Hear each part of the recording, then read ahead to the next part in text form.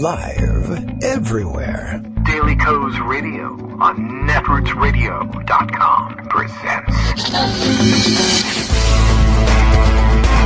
David Walton. Kagro in the Morning Show.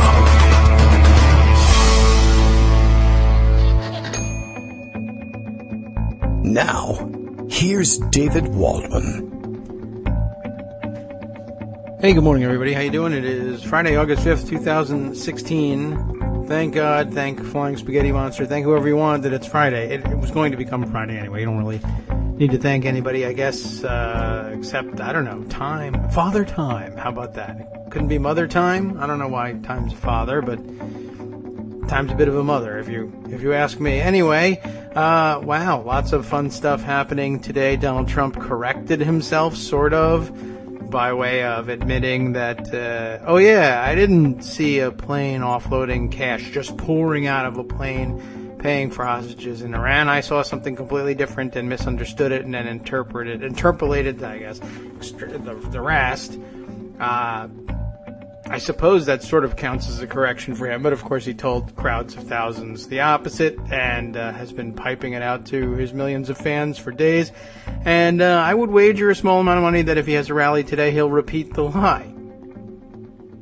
Although he might remind him, the way he operates, he'll tell the story of how he was mistaken about it and how it was a ghastly crime nonetheless, and he saw it and everybody said, I'm the liar, but look, when I'm wrong, I say I'm wrong. So he'll turn it into a virtue. It should be an exciting day. It's a confusing day. I feel like my head's in the clouds a bit today. I don't know what it is. I guess it's just a long week. It is exhausting to try to keep up with this pace of crazy. I'm not used to it. I gotta work out, I guess. You gotta train for this stuff. The Olympics are opening, I guess, officially today. There's been a couple of, I guess they had a few of the soccer games, of the preliminary rounds of the soccer games. That often happens before the opening ceremonies.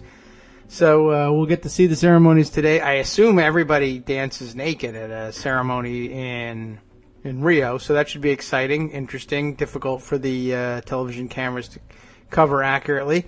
In fact, Bill's morning tweet to us, Daily Co's Radio is live. Kagro X, that's me, David Waldman, broadcasts from inside a septic tank. It's inside a septic tank to salute the start of Olympic water sports. What the hell is going on in that place? I keep seeing this. I mean, I've never been less interested in the Olympics, by the way, and I guess it's because of all the negative reporting has kind of turned me off to this thing. I love the Olympics. I usually will be all excited about this festival of sport, but I'm confused about the reports about, oh, well, we're concerned about the athletes in the water sports because the water is full of sewage. And I mean, I'd be concerned about that. I can see how that happens. I saw lots of pictures and video of raw sewage pouring out of pipes and into the rivers. But are they holding the swimming events as diving in the river? I mean, is that not in a chlorinated pool? Is the water so filthy that even chlorinated pools can't control it all? Is that what's going? I don't understand. But I never loved swimming as an Olympic sport. Anyway, although now it'll be that much more exciting. People will be possibly rolling over dead in the pool. I mean, I don't wish this on people. It's an additional element to the swimming. Maybe I'll watch the synchronized swimming a little bit. That I'll never watch. I do watch the swimming races. That's exciting. Basic racing. Diving's nice.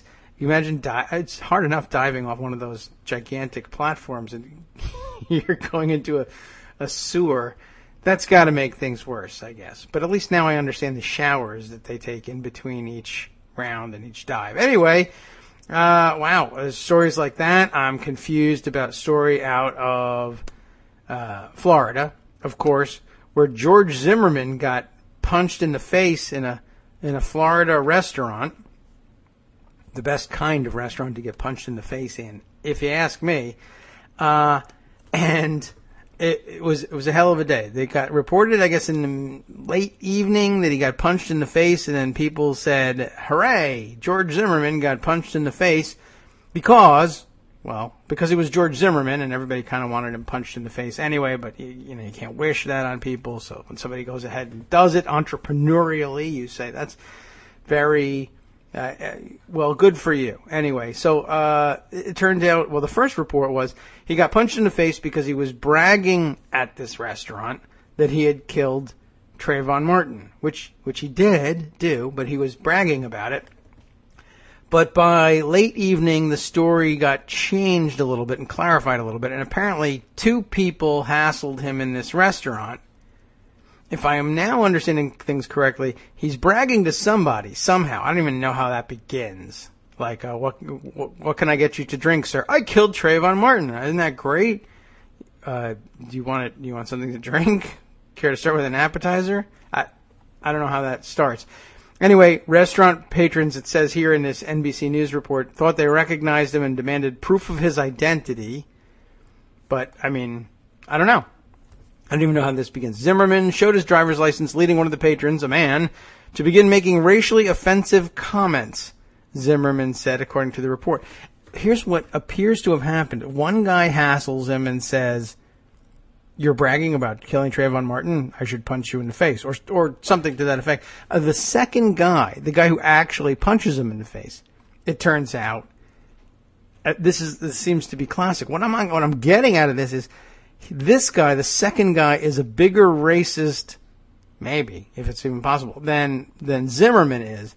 But the guy in the confusion, which I don't even really know what confusion there is, but in the whatever, he decides in his mind, this is not George Zimmerman. This is the guy this is one of the many people who have threatened George Zimmerman in the past and may have fought him or even taken a shot at him in the past. And this guy, the second guy who finally punches Zimmerman in the face, apparently is such a racist. He thought that Zimmerman, and I don't know how you come to this conclusion except, Florida, meth, I don't know.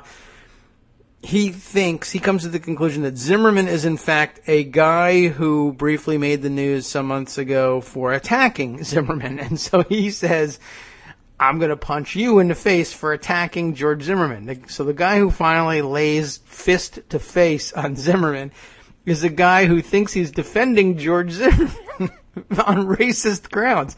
And I'm so confused that in reading this, I can only conclude that I'm the real racist in all this. I don't know. I really don't understand what happened here. I've read the story. It doesn't make it any clearer.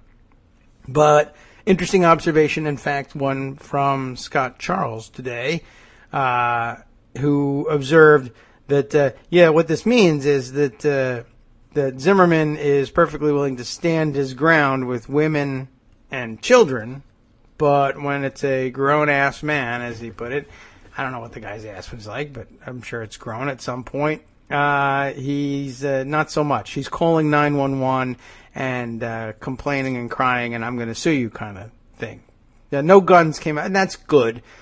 I guess if you really want to spin this one as hard as you can, and I don't know why you would want to spin something hard in favor of George Zimmerman, but at least he didn't take the gun out. That's not a place to do it, in a restaurant, to get into a gunfight over getting punched in the face. But I don't know if that registers with him. But who knows? No telling what's going on among Florida men. And by the way, it's not just Florida men who are into their meth. Just side note, because it's here in the Washington, D.C. area. The mayor of Fairfax, Virginia, arrested on methamphetamine distribution charges. Just to let you know. So, kids, if you want to grow up and be mayor of your town, the meth thing, not necessarily something you want to get rid of beforehand, but it will, I assume, likely end the guy's career. But another bizarre story. You don't see that one every day. And I'll tell you this, it's funny, he don't look like a meth addict. He really doesn't. I don't know what's going on with that. We'll check in with that maybe later in the show, I guess, if there's some news. Greg Dworkin is with us with actually important stuff. I don't know. Maybe you know what's happening with George Zimmerman. That's not super important, but it's in the news. Pick up a paper, read it. I can't explain it. Hey. Hi. How are you? I'm Who good. Are you? Are you George Zimmerman? George Zimmerman. I'll tell you something more important than George Zimmerman. I'll tell you 2 things more important than George Zimmerman. Okay. All right? Sure. First of all. Lingonberries? No. Okay. Donald Trump actually released a press release, which hit all the reporters' inboxes this morning, and it's extremely important, and I cannot underestimate the gravity of this. He says, and I quote, Donald Trump lives, works, eats, and employs people of all races and religions. End quote. Ladies and gentlemen, it's a cookbook. He eats people of every what? All races and religions. Donald Trump lives, works, eats, and employs people of all races and religions. He's found out our secret. Progressive and liberals taste better with hot sauce. That could be. Oh, right. Yeah, sure. Now he's carrying hot sauce in his bag. Yeah, right. He knew. Well, where do you think he got it from? He found out. Yeah. It was on the server. Now I know what he was doing. That's what was in those emails. All the recipes. All the recipes. It's a cookbook. I'm telling you, we're all doomed. Oh, wow. Well, yeah, that needed some editing. Eats. I mean, I know. Lives, works, eats, and employs people of all races and religions. There's nobody that's safe. Metaphors. I mean, this is like big news. How could you not know this? Now I understand this. We were distributing the picture yesterday. I don't know, some weird snap. I don't know whether he's been taken of him yesterday of Trump making the two fists and I don't know what kind of face he's making, like a boxing type stance he's taking. Maybe he's got two imaginary forks in his hands that he's going to be eating people with later. I don't know what that was, but eats people of all races. Well, there's the news report from PR Newswire. I mean, it actually does say that. Huh. It's spelled right and everything. Yeah. The other important piece of news is that it's the first Friday of the month, and you know what that means. At 8:30 a.m., it's jobs. We're going to eat all the people who have jobs. No, we're going to eat the people that don't. Oh, well, good. That'll improve the numbers. Yeah, it's great for productivity. So we were expecting 180,000 jobs. We got 255,000. It's a huge jobs report. It's really good. Neil Irwin, who looks at this stuff, says, I've been looking at this thing for 7 minutes and yet to find anything bad to say about the report. Okay. We're now at 2.6% on year-over-year average hourly earnings in a time of 1% inflation. Arliss Money could explain what this means, but it sounds good. It sounds a whole lot better than. It does sound delicious. It's exactly. It sounds scrumptious. You know, it just sounds so much better than being eaten, despite your race or religion. Yeah. Well, it's good. I want to be at least as delicious as everybody else. Yeah. So those are the two big pieces of news, and of course, there's all the news from yesterday. That was this morning's big news. But yesterday is poll heaven. The Wrath of Khan bounce continues. All right. And it's huge, and it's also very classy. Mm-mm. All right. Yeah. So let's see. You want to go state or do you want to go federal? State. State. Georgia this morning. Clinton +4. Wow. Retained her 4-point lead over Trump in the poll, included undecided voters. And it's a 4-point lead, even if you include the other people that you've never heard of that are also running. Has the devil been down to Georgia? Led Trump 41-38, but Libertarian Gary Johnson cracked double digits with 11% of the support. Green Party candidate Jill Stein notched 2. I have to say, Jill Stein is the one that's putting all these wacko ads on cable TV. Oh. She had something like a $500,000 ad buy. Wow. Well, all right. I don't know who paid for it. Putin or somebody, I don't know. But, whatever, it's a lot of money. And they're not helping her. And turns out Gary Johnson is the viable alternative, not her. Just so people know. Yes, well, the people, the bulk of the people just who are so going to people be, know. Yeah, who are going to be abandoning their traditional major party affiliation will be Republicans. Yeah, so they're more likely to find Gary Johnson. It turns out Johnson is taking not from breakdown, but just looking at the four-way race versus two-way race. Mm-hmm. Johnson seems to be taking equally from both sides. Both sides do it. Okay. All right, but here is a recent list put together about where state polls have been going. So if you're Trump, you don't want to see this, okay? Florida +6 for Clinton. Pennsylvania +11 for Clinton. Arizona +3 for Clinton. Utah +1 for Clinton, although that Utah poll may be a fake one because I don't think anybody ever actually did that one. Is it Michigan the same one +9 for Clinton. New Hampshire +17 for Clinton. Ooh. Nevada +1 for Clinton. Missouri +1 for Clinton. California +16 for Clinton. Georgia now +4 for Clinton.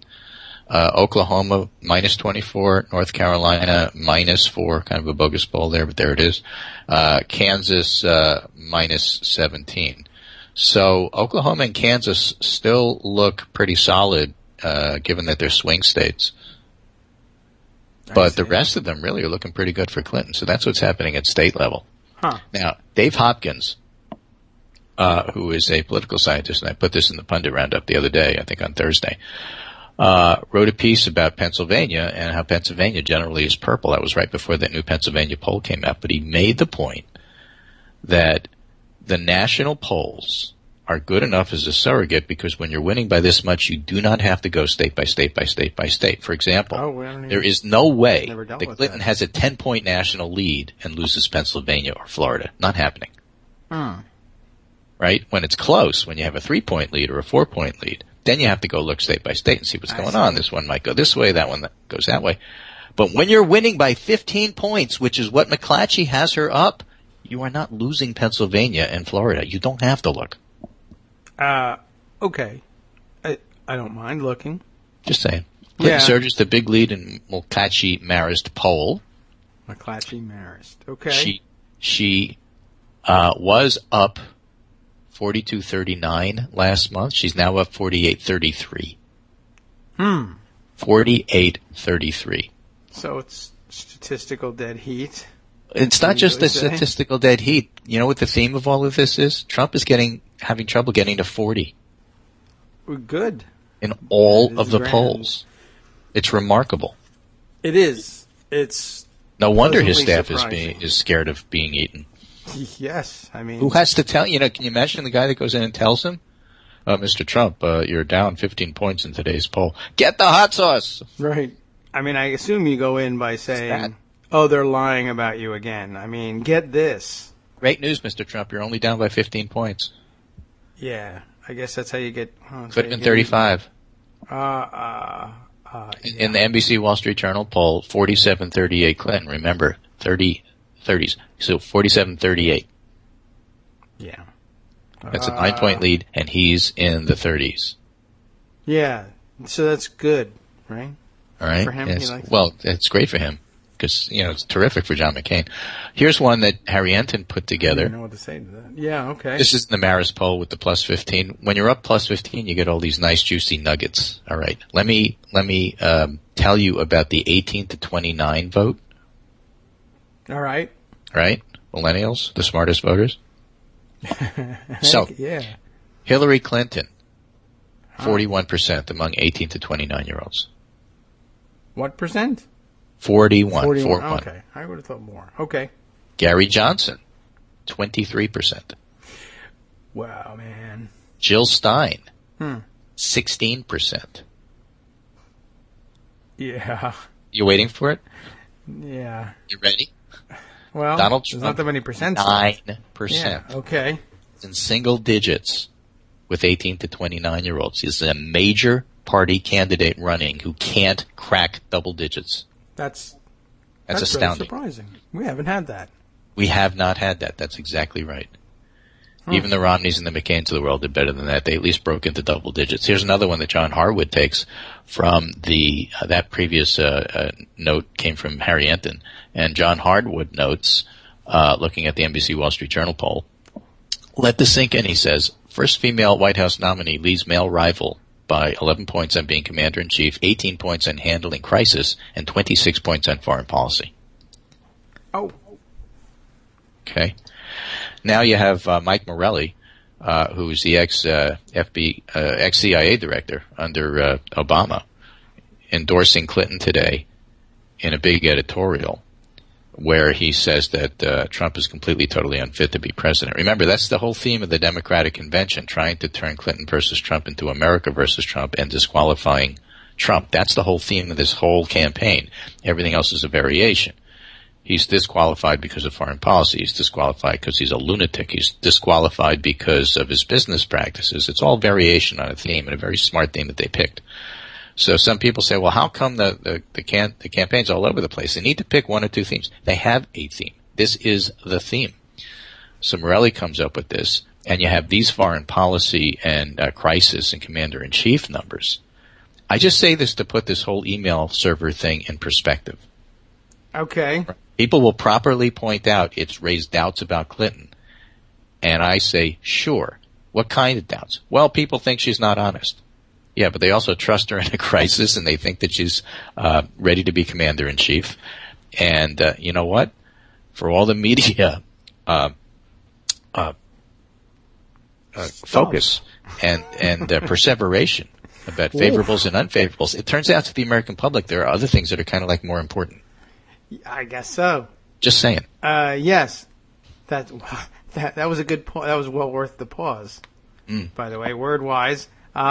The CIA director. Words at my age, I do that. You know, I had the concept. I knew what I was going to say. I'm getting there. I'm doing. I was just afraid if I did it wrong, somebody was going to eat me because now, I'm worried about that. That's a danger, not previously. You don't eat your friends, do you? Armando has a comment. Look at that pause. You had to think about it, right?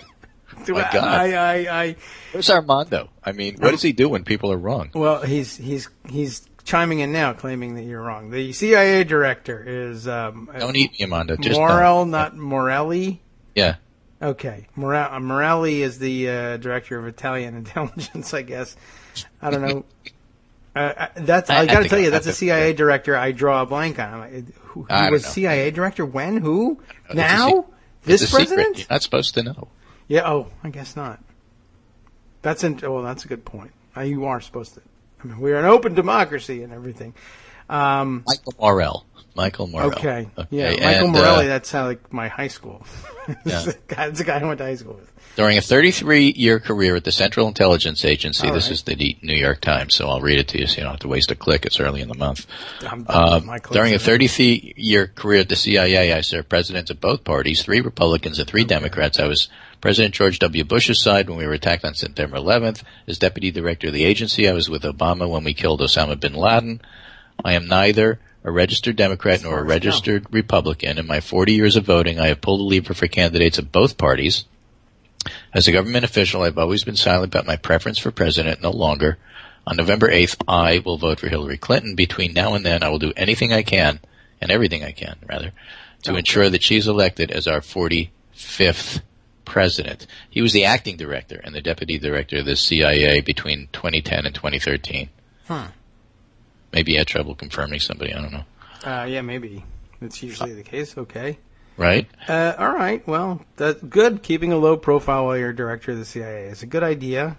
In sharp contrast to Mrs. Clinton, Mr. Trump has no experience in national security. Even more important, the character traits he has exhibited during the primary season suggest he would be a poor, even dangerous commander-in-chief. Yes. Well, good. All right. And then he goes ahead and says in the intelligence, he talks about some things with Russia, not knowing about Crimea, so on and so forth. In the intelligence business, he says, we would say that Mr. Putin had recruited Mr. Trump as an unwitting agent of the Russian Federation. That doesn't sound like an endorsement at all.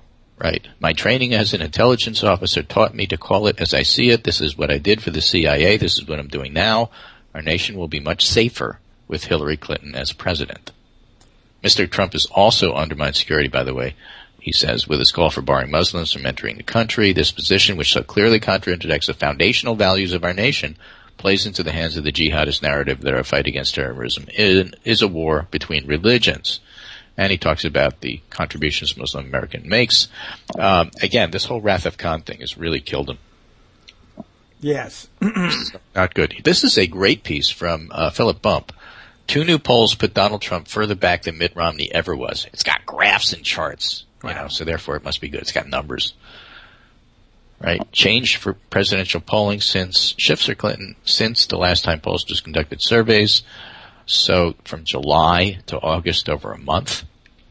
CNN ORC +7 for Clinton, Fox News +5 for Clinton, McClatchy, Marist +6 for Clinton, NBC Wall Street Journal +1 for Clinton, for Trump, -5 for CNN, +1 for Fox News, although still trailing, -3 NBC, and -6 McClatchy. So over the last month, he's done much, much worse than he did a month ago. So in other words, Clinton has gained. Forget about the bump from the conventions.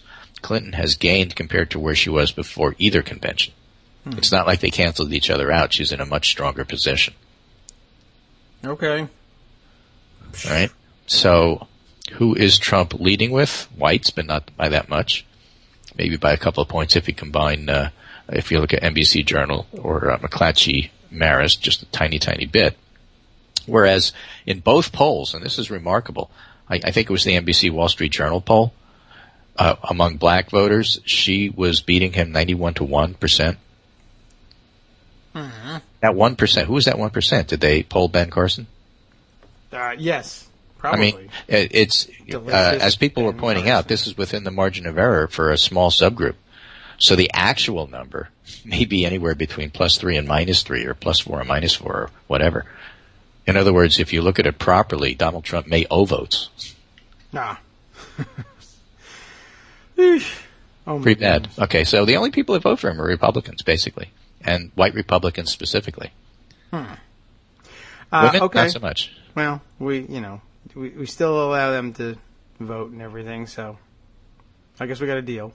Right. Here's a piece, again, from this excellent Philip Bump piece, comparing the new polls to 2012 exit polling, which is a little difficult because 2012 exit polling isn't super total accurate. We know about exit polling. Yeah. But nonetheless, if you look at how people did in the exit polls in 2012, and this is an election that, the Romney Obama election, which Obama won. He did. Right? That's Clinton is running better than Obama did for everybody. She's running better for men. Okay. She's running better for women. Sure. That doesn't leave too many others, right? So, I mean, she's doing better overall. She's not doing as Trump is not doing as well with whites as Romney did. Mm-hmm. Right now, according to Maris, McClatchy, and NBC Wall Street Journal poll, if you combine them to get some sense of what's going on. Again, not totally statistically accurate, but just to get a sense of what's going on. According to those polls, she is running better with black voters than Obama did. Okay. And that just helps you get an idea that she, in fact, is solidifying the Obama coalition. She's running better with Democrats than Obama did. Yeah. Well, I mean, okay. So Donald Trump is helping a little bit. But yeah. But, people were, I don't know, are the Democrats going to come together? Will she be able to put together the Obama coalition? She's not only putting it together, she's doing better. Mm. Well, she's maybe good at it. Right. Trump is holding his own with independents and doing a little bit worse with Republicans. Okay. The main reason he's trailing in these polls is Republicans are not coalescing behind him. When we look at these state polls, like up in New Hampshire, when they publish the crosstabs, when we look at the national polls, the ones that have crosstabs, Clinton has solidified the Democratic Party in a way that Trump hasn't been able to do for the Republicans. Mm. And if you want to look for one thing, that's the reason for why this happens. That's why. Bottom line is, right now, Clinton's lead is bigger than anything Romney had. Yeah. Anything Obama had over Romney, I should didn't say. have one, but okay. So, I mean, she's doing fine. Well, all right. I guess what does I'll this tell mean? her. It means you have to talk about how weak she is and how everybody doesn't like her and, all this other stuff that, is kind of like made up. Doesn't really matter. Oh. It doesn't matter. What matters is whether it's not an issues campaign. No, it's a character campaign. Yeah, but people don't like her. Yeah, but they think she's qualified and they think the other guy's a dork. Yeah, pretty much. I mean, what who an eats embarrassing people. Grandpa. Oh, yeah. Well, that's not good. I can't imagine the campaign ad. They get Hannibal Lecter saying, "I'm expert in this. I go with Hillary Clinton." Right. Yeah. I mean, he's just competition for food. This guy doesn't just have bad taste. He tastes bad. What would he taste like? Marbled, I assume, but still. So, and the hair. You can't eat the hair. Oh, right. Yeah. Well, that's got to be removed. You'll choke. Right. Anyway, so those two things I think are pretty interesting. Let's see if we can get any other nuggets in here that I wanted to tell you about. Oh, here's a good one. This isn't polling stuff, but this is funny. Somebody tweeted yesterday evening. Remember when Martin O'Malley blasted No Labels organization for giving Trump an award, saying he was a fascist? Good times. And O'Malley tweets back, "Hell yeah, I remember." Yes. So he's around. He's still alive. Yeah, well, he has not been eaten, just so you know. He's in shape and he can run. Right, exactly. So there's that. Let's see. Stuart Rothenberg, Trump winning whites by 5 points per NBC News Wall Street Journal poll. He needs to win them by 20 to have a shot. He also underperforms in Fox and CNN polls too. Not just my reading of the polls, but here's the experts. Wow. And we talked about Trump running a distant fourth among voters under 30. Or 18 to 29, that is to say. That's the one that they pick. So I think all of that is fairly significant. I did have the Liz Mayer use of the word on CNN calling Donald Trump an uncomplimentary thing. Did we talk about that? We did. I actually have the video of it. So it's really okay. fun. Well, does that mean we can play it? You can if you All want. right. I don't think know. it's okay. I mean, your call. Didn't But there it is. It's my last the tweet. Washington Post guy said it, They did. right? So Yeah. I think, whisper. and also, I think the Wall Street Journal now has a new policy. You can say stuff like this as long as you put it in air quotes, scare quotes. So we'll just put that around the video It's a Reed Wilson, a politics read tweet, and I just There you go. sent it to you. So you have the Great 26-second clip CNN if you history. like playing it. Okay. Oh, I think I have to unmute it. Let me see. Oh, look, this is actually playing in my player. It usually doesn't do that. All right, let's see. Oop, let's get some volume on this thing. Lost any hope that the GOP can rein Trump in to be more traditional or at least more disciplined as a candidate? I lost all hope of that probably 7-8 months ago now, quite candidly. It's amazing to me that anybody's still having a discussion about having some sort of an intervention or bringing him back on message. I think, as Errol just said, this is his message. His message is being a loud-mouthed dick, basically. Okay. Well, she took some time in winding up. Well, but that's the punchline. Yeah. Well, so that's the message is I'm a loudmouth dick. Right. That's Again, just so you know. He's got a radio career. Right. Out of him.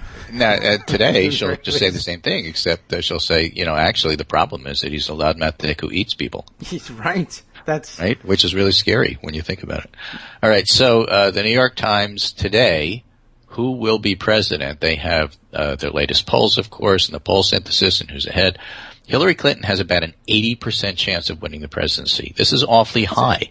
It's been growing since the Democratic National Convention. Okay, I mean... And so here are the other ones. 80% chance of winning for the Times. 538 has an 82% chance. PredictWise, which looks at the market, has a 77% chance.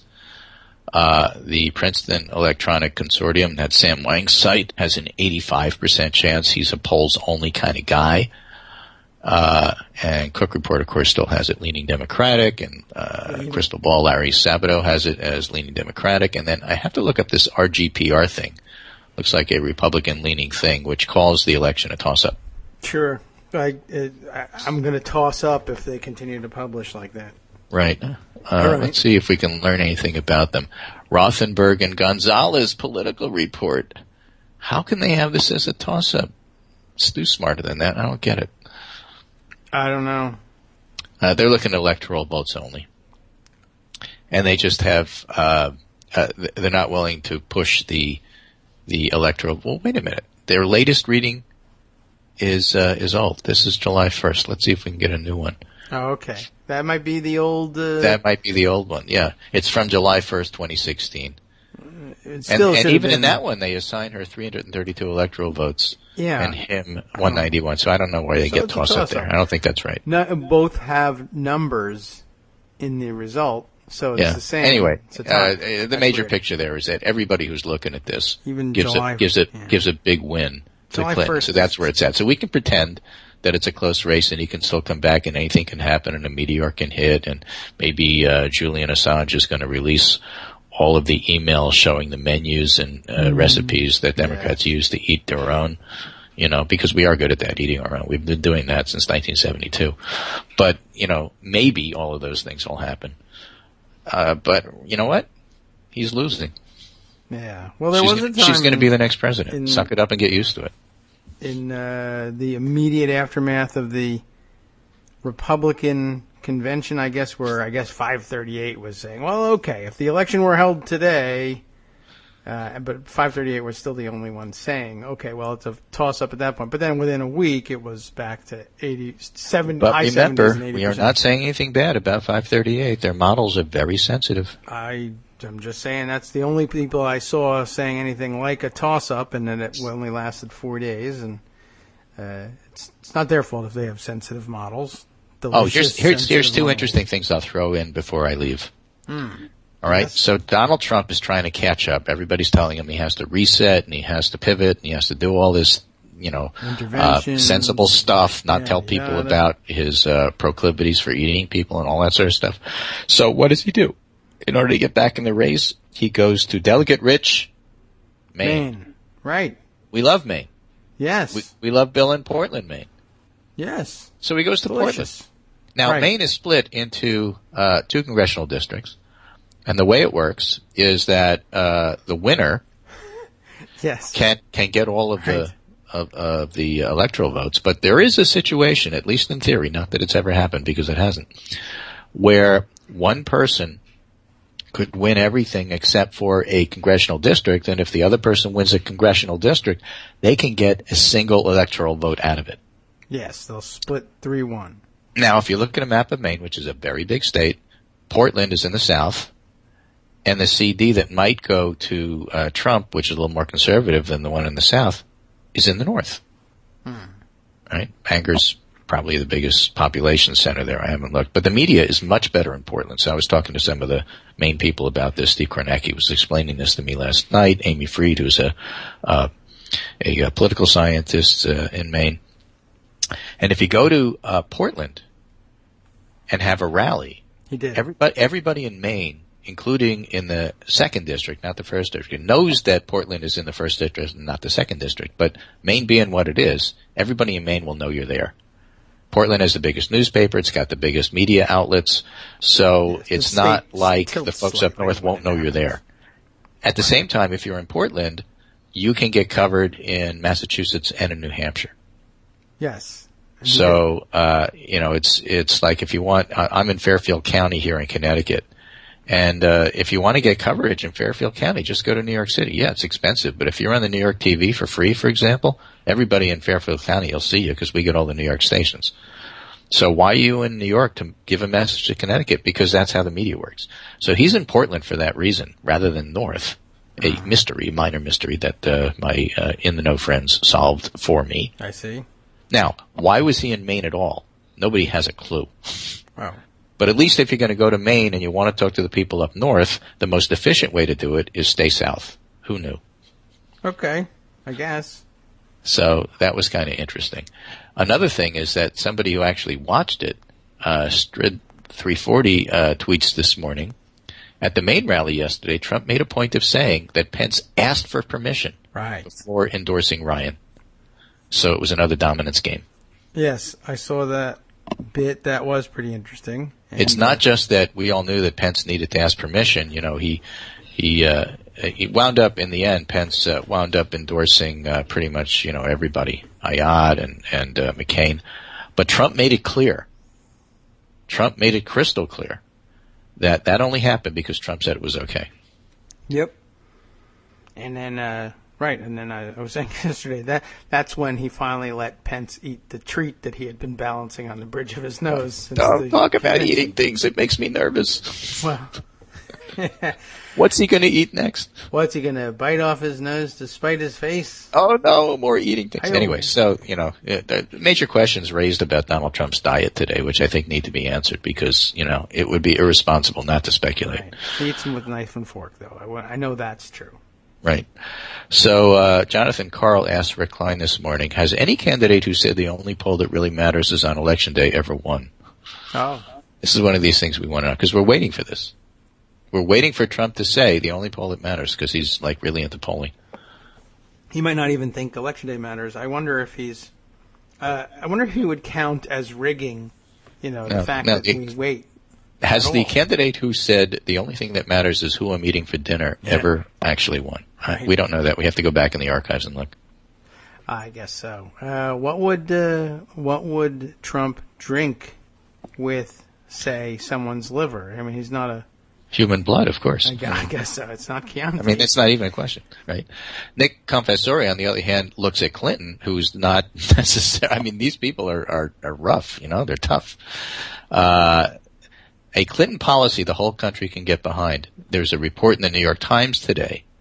And we're talking about this Michael Morell, not Morelli, but Morell.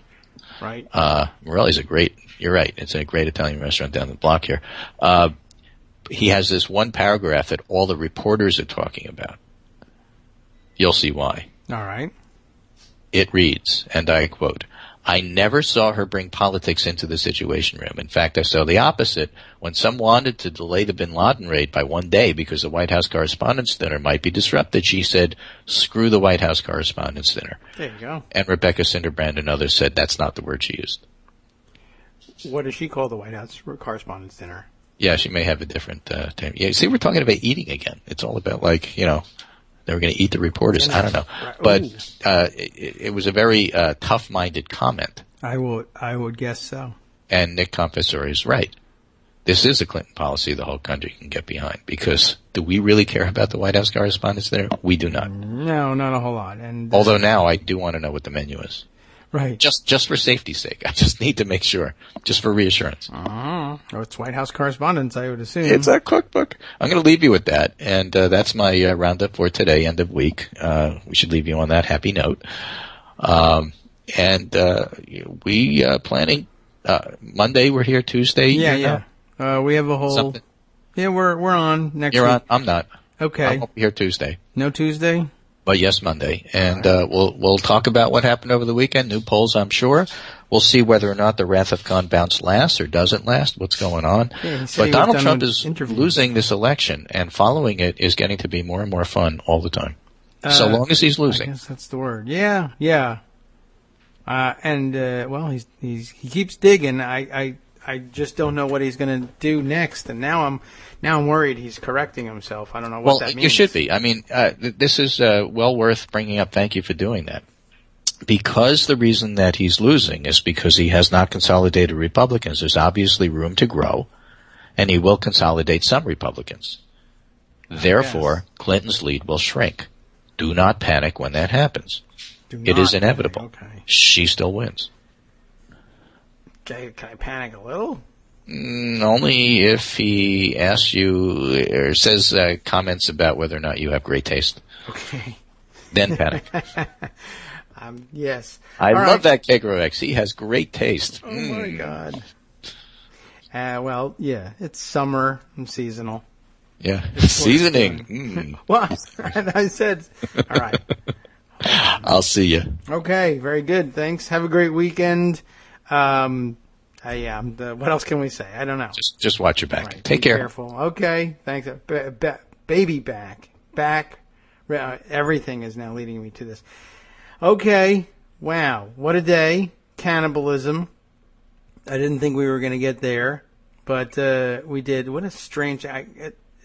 that press release, I mean, I think we all know what he was doing, but how interesting that he mixes his metaphors so horribly in that. I guess he wanted to go with the, lives, eats, breathes, what have you, but then, man, he mixed it all in there. That's really remarkable. Did I have that one open yet? Let's take a look at that one. I'm trying to figure out where he meant to go with this one. Oh my God, it's long. Is it at the end? Is that where it was? No. Oh, this is okay, this is a different one. Okay. All right. Well, let's see. Why don't we open things up a little bit more here too? Armando wants to talk about why Greg is wrong. I assume that's why he wants to talk. So we'll certainly open up the floor there, Armando. We got no set agenda today. I still haven't even figured out who punched George Zimmerman and why. So we're wide open today. I will point this out before we hear from him, that David Farenthold is writing again in the Washington Post on his ongoing project to try to nail down Donald Trump's charitable giving. The short answer is he's still come up with zero. He's guest writing the Daily 202 in the Post today for James Hohmann, who is on vacation, important to note. Lessons, he says, from my search for Donald Trump's personal giving to charity. Guess what? It's still zero. And I guess just reiterating, by the numbers, he's talked to 259 different charities so far, most of which were on the record as having received perhaps Trump Foundation money, but it should be pointed out here again that Farenthold's investigation has found that Trump himself hasn't funded his foundation with his own dollars since 2008, and that it has largely been all about other people's money. But he's got one charitable gift from Trump's own pocket between 2008 and this May, and that was 2009, and that was under $10,000, and it was to the Police Athletic League. It was only the next personal gift he made was the $1 million that Farenthold himself forced out of Trump's tiny, tiny little hands to the veterans charity to which he had promised money. So, let's say, here's what I found when I wasn't finding anything. Trump does see charity, or at least the appearance of charity, as an important part of his public image. This started back in the 1980s when Trump became first became a national star with his book, The Art of the Deal, for which the ghostwriter is immensely sorry. Even then, his public persona had two very different sides. On the one hand, Trump portrayed himself as a walking avatar of wealth, so rich he didn't need more money. On the other hand, here he was asking for your money, trying to sell you a book. Trump split the difference by promising to give the book's proceeds to charity. In the 2000s, when Trump returned to the national spotlight, he picked up the habit again. At various times, he promised to give away the proceeds of The Apprentice, Trump University, and a real estate rental to Muammar Gaddafi. He rented property to Gaddafi. Oh, but don't worry, I'll give the money to charity. As much as Trump cultivated the image of himself as a hard-nosed, high-living businessman, he seemed not to think that one dimension was enough. Until recently, Trump's corporate biography summed up his life in two parts: a deal-maker without peer and an ardent philanthropist. Of course, he's ardently avoiding philanthropy, but okay. Number two here, Trump seems to want to acquire his reputation for charity as cheaply as possible and with other people's money, if he can. In all, I've identified about $7.8 million that Trump has given to charity since 1984. That's a great deal of money, but it is a rather paltry sum for a billionaire. If Trump is now worth $10 billion, as he claims, then his lifetime charity would be equal to 0.08% of his current net worth. Star Wars' George Lucas, who is tied with Trump on Forbes' list of billionaires, gave $925 million to charity in a single recent year. Despite this relatively low total, Trump has employed a pair of strategies to make his charitable impact seem more impressive. For one thing, he frequently attends charity galas and events, where attendance carries the implication, but not the requirement, that guests have made donations to the cause. That's why he goes to mix with people and have his picture taken, but he doesn't give any money. I've even found galas, or some people say galas, that's an interesting different twist on it, where Trump was given a title like honorary chairman with the implication of an even bigger gift, but actually gave nothing. In fact, Trump often made money on these galas. Isn't that something?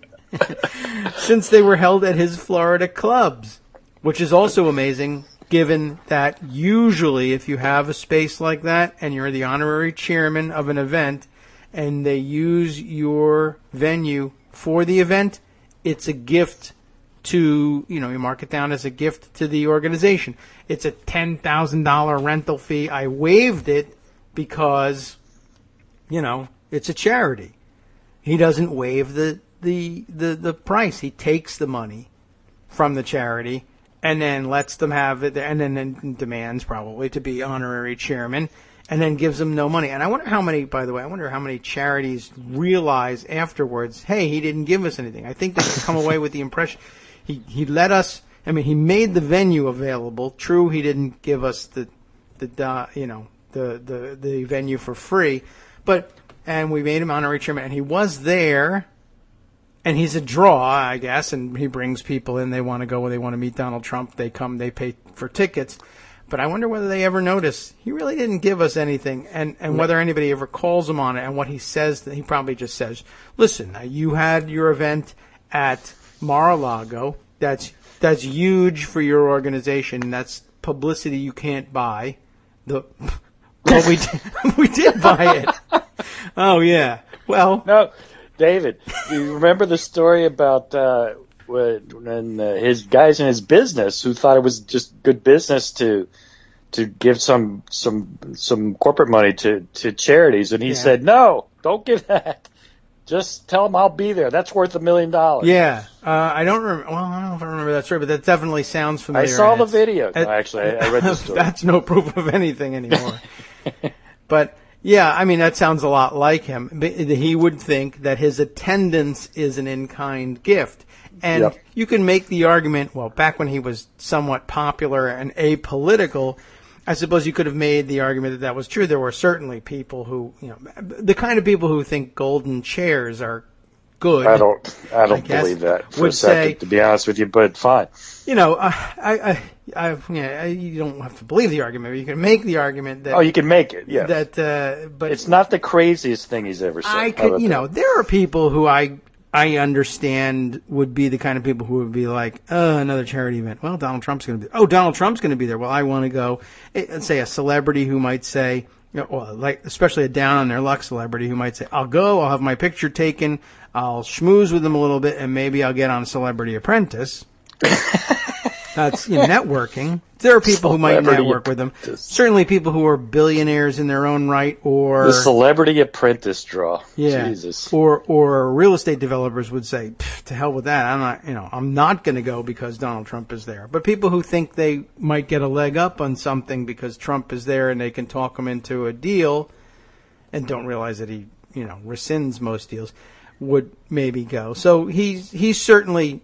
And even if it's never true for anybody, he would certainly, I believe that he would believe that his presence at an event was worth dollars. I'm sure he believes. He believes a lot of nonsensical things. Yes. Among many others, this is probably one of them. So Trump makes money on the events. I'll just sort of sum this up if I can. Several of the charities said they were glad to have Trump as the honorary chairman anyway, since Trump's name drew a crowd. Yeah, Separately, right. Trump seems to exploit the assumption that the money in the Donald J. Trump Foundation came originally from Donald J. Trump's pocket. It doesn't. It hasn't for years. Instead, the foundation's biggest recent gifts came from wrestling moguls Vince and Linda McMahon, who gave a total of $5 million and won't comment about why. Who cares? Since then, Trump has been effectively giving the McMahons money away, but because his name is on the foundation, the recipients often give Trump the credit. That's his best trick. Yeah, absolutely. I'd go raise other people's money and then give it and pretend it's mine. Yeah, I guess the last point that Farenthold makes today, and you can't give too much credit to David Farenthold on this beat. Yeah, he's killed it. Trump is left with a charitable legacy that is small and scattershot, with little sustained commitment to any one cause. The two biggest gifts of Trump's life have been to the Veterans Group that you should credit David Farenthold for. Exactly. You should call it the David Farenthold charitable donation by shaming him into giving it. Basically. So he's given $1 million twice in his life. Once when Farenthold forced him to do it, and once to the New York City Vietnam Veterans Memorial in 1984. Let's be clear, though, in Trump's defense. Okay. $1 million for him is a ton of money. He's not very rich. That's true. And that's why he doesn't do it very often. You know, you said, I think, who was it? Lucas or somebody gave $900 million? Yes. But those guys really do have $10 billion. Right. Trump has 150, something like that. Yeah, I guess. Maybe less now after he blew through 50 million. Right. In the campaign. I think that I get, and it's a great point because he lies about it. Just one more episode of him embellishing, lying. Embellishing is a nice word for what he's doing. Mm-hmm. But the underlying thing is, he is not very charitable, but he also doesn't have very much money. No, yeah, I mean, he doesn't. A lot of it is made up. You know, like he's said, I'm worth X billions of dollars because I own, and sometimes it's a big question mark as to whether he owns something, and then he puts a valuation on it. This golf course is worth $50 million. He doesn't own that much. Yeah, not lately. Here's an interesting tidbit, I guess, just by way of throwing it out there because you wouldn't think this is the case. Trump's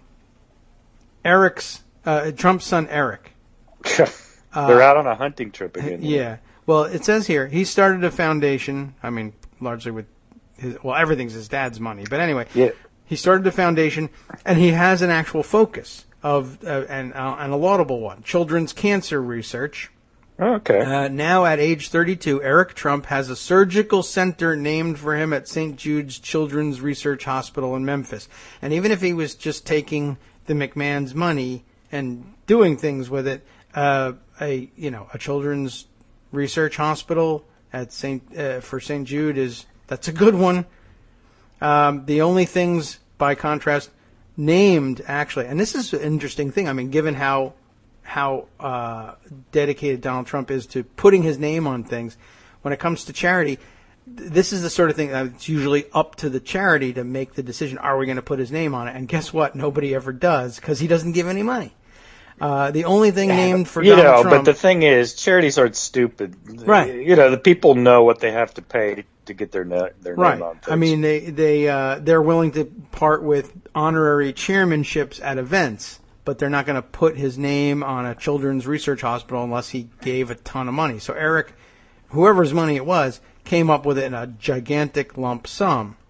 So that's the way you do those things. But it doesn't spread his name far and wide like Donald. Donald's about being a mile wide and an inch deep.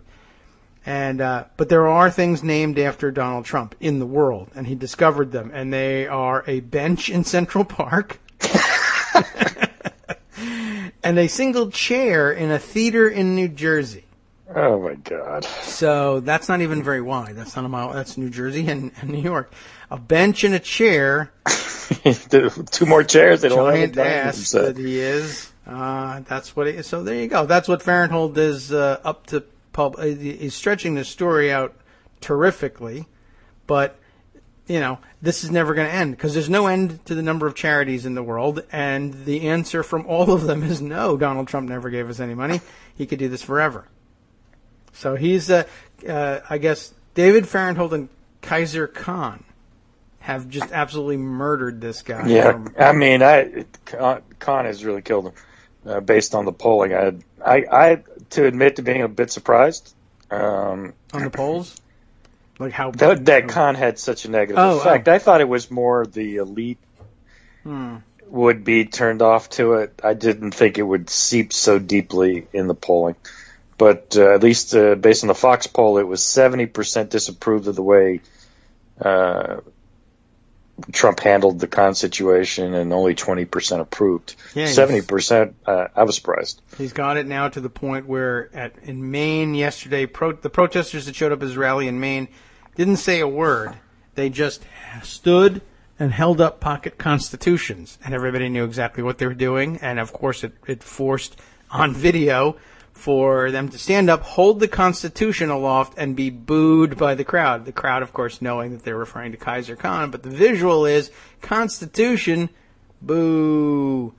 And that didn't help them any. Yeah, the Constitution, boo. I hate the Constitution. I thought they were saying. Well, that's where they've gone. They hate the Constitution. They hate free trade. They hate. Well, they all really hated the Constitution. Remember, I mean, they've been against the Fourth Amendment forever, but they never openly hated the little piece of paper that he was written on. Remember, we talked about this either a week or 2 weeks ago when Khan pulled it out and said, remember, that was an old Republican trick, pulling out the Constitution. Yes, right. Now they boo that trick. Boo, why are you doing that? They're stealing all our stuff. Greg wants to know if any tables or dining rooms are named for Trump. The Trump Memorial Dining Set. Yeah. All right. Well, we've got a number of things we could hit on today. I've got any way you want to go. I can go serious or I can go offbeat. The thing that I think is the funniest offbeat thing is, and I tweeted it at you. I don't know if you saw it. CNN had an 11-year-old kid surrogating for Trump. An 11-year-old is not the kid from Mount Vernon, is it? I don't know which kid it is. I just, the bitch down. I just, when you thought CNN couldn't go lower. Huh? What? How? At 11? Yeah, look for it. I tweeted it at you. Not a few minutes ago. I can tweet it at you again. Yeah, I think I saw it go by and then I was like, okay, all right. Well, yeah, send it again or put it in the. Here we go. Let me just retweet it to you, so you have it, because it's remarkable. You have an 11-year-old kid. Is that all they could get? And he's talking about you got to hear. He's talking about chopping off heads. What is he? ISIS. Oh, okay. Well, that's no way to. My first reaction is, well, he is an improvement over Corey Lewandowski, but maybe he's going to get hired. Although that's a child labor thing. I called it tryouts for a new Trump surrogate on it. But no, his mom was with him, and obviously he wasn't paid, I assume. No. But and speaking of people who aren't paid, that's another offbeat story I can go to once you look at the CNN thing, which is the new defense from Melania Trump. Yes. Is that she did those nude photos for free. Well, that's because she was. I don't know. She just likes taking nude photos, apparently. I was going to say, working her way through college, that doesn't. No, because you got to get paid. She wasn't paid. Remember the problem for her in that story, and I don't know if you looked at it much, because it's only important in that Trump is a hypocrite about immigration. Yes. Right. I mean, I think it's terrific. Pose for anything you like, I guess. It's her business, awkward, I'm not going to. What's the phrase? Slut shamer. Yeah, she didn't do anything. She had a picture taken. I mean, but the defense has to be she didn't get paid for it. So why did she do it? For the exposure. It was for Huffington Post. He had double entendre there for the exposure. Yeah. Did it get exposure? Where? Playboy? None that I'm aware of. I mean, consider that when he announced for president, nobody said, oh, boy, this is going to be an issue because he's married to Melania Trump and she did naked photos for free, which is a little odd, but at least it was for the exposure and it worked.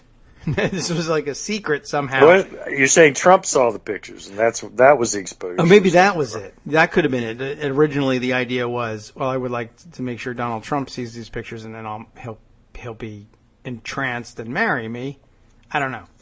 I doubt it. Yeah. I don't know. Or they were published in a I understood they were for a magazine published in Paris, which I can't imagine. I mean, Donald Trump's not reading any foreign language. It's a defunct magazine. Anyway, she didn't get paid for it, and a magazine in Paris that no one's ever heard of. Maybe in Paris they've heard of it, but I mean, I never heard of the magazine. But not that I know every magazine. It's just it's where you have to go to avoid the immigration problem, of course. Right. But then I always ask, where are the evangelicals on this? Which nowhere, because they're a bunch of hypocrites themselves. They don't care about anything. They just hate people. That's the basis of the evangelical political position. Yeah. Well. Yeah. Did you see the video of this little kid? I see it now. And so what is it? He says he's defending his candidate's use of bad words. Yes. Okay. Yes. Is it something? I should just play the clip, I guess. Well, if you want. Listen. Have you listened to it? Has been made yes. in this campaign of the language that is used, the name calling that's been used, especially in the primary. As an 11-year-old watching it, what's your reaction? I really think that listening to a few bad words coming out of Donald Trump is a lot better than people getting blown up by terrorists, people getting burned alive, heads being chopped off, and people getting drowned. Yes, because the bad words stop the drowned? chopping. Is that us doing the drowning though? No, that was me. Sorry. Well, no. I mean, he said it's better than terrorism. Slightly. I guess it is. At least he's better not than chopping people getting people's heads chopped off. And then he said better than people getting drowned. Who's getting drowned? I'm not clear on that. ISIS may have drowned people. Maybe. It's possible. Sure. I don't follow every ISIS don't know. atrocity, He does. so I can't say. I guess Mom shows him all the ISIS videos. So that's, I mean, is that it? Is it basically, it's okay that he uses, because I'm okay. Bad words are better than terrorism. I'm with you on that, son. And then what? And then what? But the thing is, think about it. This is an 11-year-old. Yeah. And he actually just you put up Corey Lewandowski. He will say the same thing. That's true. Yeah, you don't get anything more out of the he's like 40 years older than him, and he's still in the same place. Exactly. So there's that. This guy works this little kid will work for a lot less than $500,000. I think that Zucker has an opportunity here to replace Lewandowski and save CNN some money. Yeah, that's true. In fact, I'd say he has a fiduciary duty to do so. As a stockholder, and I'm not, but if I were in CNN, I would say you have a fiduciary duty to employ this kid in place of Lewandowski. Who? Well, but think about it, where CNN is gone. They're now putting an 11-year-old kid to spout the same nonsense. Yeah, an 11-year-old kid to defend using bad words. Yes. Well, he wasn't supposed to do that. I think but I guess they knew he was going to do that. He's on there because, well, every year I think they do come up with one of these prodigies. Do they? Usually, yeah, and usually though by the end of the campaign or by the next year, the kid gets another 15 minutes to come on and say, like last time there was a 10-year-old, 12-year-old Romney fan that was on, and then by the end of the campaign or shortly thereafter, he was on again for 5 minutes to say, yeah, I've come to realize that was a terrible mistake, or something like that. And okay, it's a television. Maybe I'm prejudiced, but I don't really listen to 10 and 11-year-olds for the political insight. No, but that's the sort of thing that it makes good midday filler. You'll find them on the late night talk shows. They'll get interviewed. Now, you've been famous for, you've studied all the presidents, haven't you? Who's your favorite president? All the presidents. Yeah, my favorite Who's your president is favorite? Hitler. Okay. Well, he wasn't a president per se, but gotcha. And it's, I don't know, it seems to be sort of I guess quadrennial late night and talk show / midday doldrums CNN trope. They bring a kid on who, isn't he precious? It's just so great. Now, you may disagree with him, but isn't it fantastic that our youth are involved and interested in politics? I believe that children are our future. Okay. I don't know. So they do. All right. So okay. Yeah, you're right. I actually remember that kid who was for Romney, the little Alex Keaton kid. Yeah, that they all are. But he was about 15 though. That was kid. He? Oh, okay. Wasn't he? I don't know. I thought he was younger. But the only reason I really remember him is that he then did a reversal. Right. Yes. And come out and said that was. I'm intrigued. All right. Well, you can Google it. I'm going to look up Romney kid and see if it shows up. Right. Yeah, it brings me his son, so that's not the way to go. Oh. Well, let's see. Other fun things. Have you gotten a straight story on who punched Zimmerman? I'm in Florida, but I'm denying I was there. All right. Well, do you even was know it in restaurant? Florida? I assume it was in Florida. Yes. Yeah, he doesn't leave the state often, I don't think. I imagine, though, if he really gets punched good and hard, that they'll have him go on the road for Trump.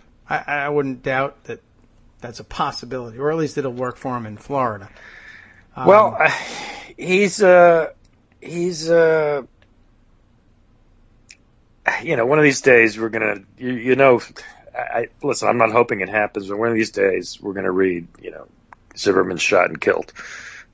somewhere. I mean, I don't hope for it. I hope it doesn't happen. I don't wish anybody to die.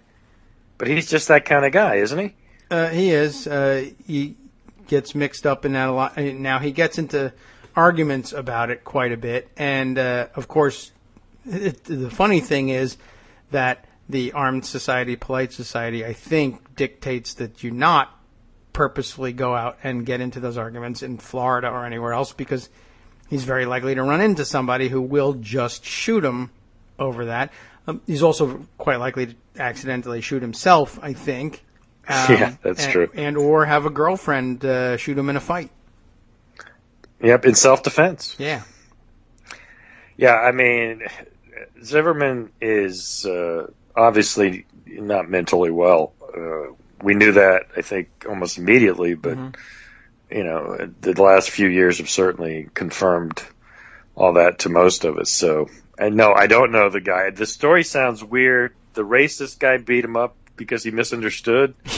Yeah, and I don't know how you mistake him for... I don't know how that even came up in the discussion, but I wasn't there. But the guy mistook him somehow, despite the fact somebody that his who was whole, against Zimmerman. Right, I'm his whole against myself. loudmouthedness at the restaurant was about him being George Zimmerman, and somehow this guy comes away with the impression, no, this is the guy who once fought George Zimmerman, and I love George Zimmerman so much so that I don't see his face, recognize him, or even register that the man is saying, I'm George Zimmerman and here's my ID. That's Florida. There really it couldn't be more perfect. He got his face punched in by a guy who loves him, but doesn't know that it was him. I love Zimmerman. Don't you talk bad about him, George Zimmerman. But I am George. Ooh, that must have been something. That would be perfect, actually. By the way, so I was going to ask you just to go back to Melania for a second. Where's the story come from that she says she wasn't? She say she wasn't paid? I saw a video. Actually, I did see it. It's CNN Shot this in morning. Geneva. Okay. Had a Skype report with the photographer who took it. Some guy in Eastern Europe. He said, "No, no, no." I'm doing a bad accent. No money. Okay. I didn't pay.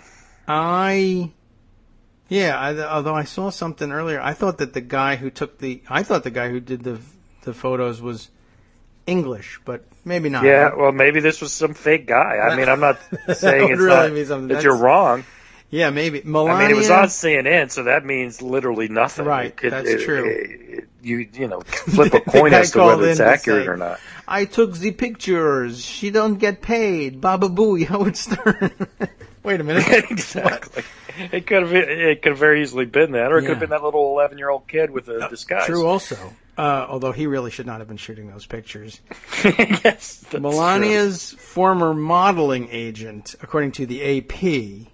Oh, that's who it was? Okay, well, no. This is a contradictory story. Melania's former modeling... This was yesterday's version of the story. Right. And in case anybody needed catching up on all this, Melania posed nude, and I think a couple of times. And the one they published the other day, for whatever reason, in the Daily News, I think, it was shot in 1995. She was not a citizen, and she was here on a tourist visa. Yes, that would be consistent with her story that she would leave every 6 months. Yeah. So, because you wouldn't have to leave every 6 months if you had the H-1B visa, which permits you to work. Right. So the issue was, okay, she shot this photo shoot, do what you want. But presumably you did it because you got paid for it, and it was a modeling job, which is a legit thing for some people. And but that would be in 1995 on a tourist visa. That's the problem. You can't get paid for that shoot on a tourist visa. So, again, not to take the story too seriously, because nothing's going to happen. In reality, nothing should happen. She could be deported for this because if the story is that she was repeatedly doing these 6-month visa extensions and representing to the INS that she was not going to be seeking employment, that would be grounds for deporting her, even though she's married to an American citizen. Right. If you're hard-nosed and tough if someone about decides enforcement. to get a bug up there, you know what? that's a basis for throwing her out of the Let's country. say somebody is a law and order candidate and Yes. anti-immigration. All right, so that's the hypocrisy angle, obviously. But then yesterday's explanation was that her former modeling agent says she obtained a work visa before she modeled professionally in the United States in the mid-1990s. So that was their claim. By the afternoon, the claim was even muddier because I guess they asked Melania directly, and she said, yes, in 1996, I made sure to begin getting work visas because I wanted to do photo shoots in the United States. And the reporters said, okay, now as to 1995, when you actually did that work in the United States, that's actually 1 year before 1996. And what's the story with that? And she basically said, I don't know. Goodbye. This interview is over. So nobody knows what she... And now, so today, it's even dumber. Oh, I did do the photo shoots in 1995, but I didn't get paid for them. Then I went out and got a work visa and never modeled again. Now, here's the other problem with that story. It still doesn't work. Because either she had the H-1B visa or she didn't. And if she did, then she was lying when she said she was leaving every 6 months. Yeah. So what can clear this story up, of course, is if she produces or permits the INS to produce her immigration records. Yeah, well, that won't happen.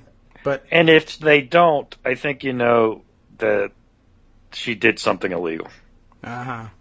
Which, again, in the scheme of things,